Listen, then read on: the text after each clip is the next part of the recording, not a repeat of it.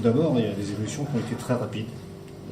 Ce dont on s'aperçoit, c'est que les changements, aussi bien structurels, enfin les changements qu'il y a dans le métier, que les changements sur le milieu, sont rapides, sont très rapides. Ça, c'est un petit peu une source d'inquiétude.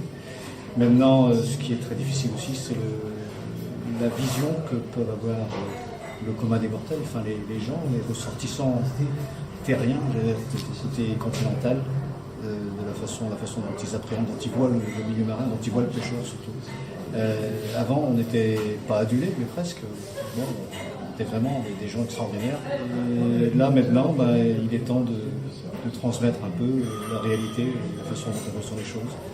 Ce qui est surtout très difficile, c'est l'incompréhension, la méconnaissance des gens du métier. Ça, c'est évident.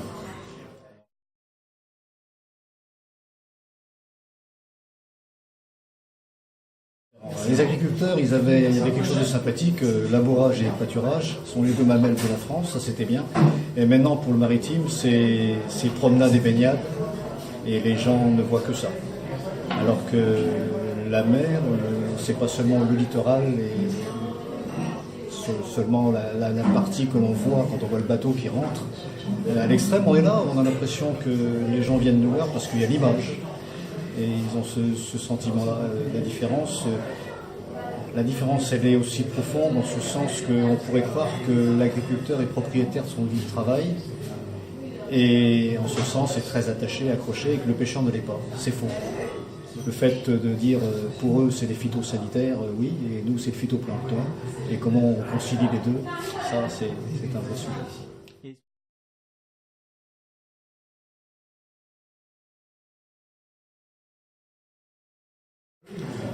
Alors, un équilibre. Moi, je dis souvent qu'il faut qu'on trouve le moyen d'avoir un effort de pêche qui soit adapté aux capacités de la ressource.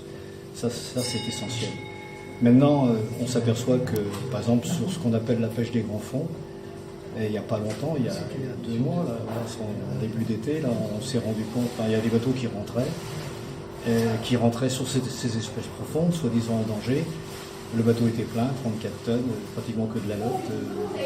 Ça a été la grosse surprise. Les gens se sont dit, mais qu'est-ce qui se passe? Oui, la ressource est là.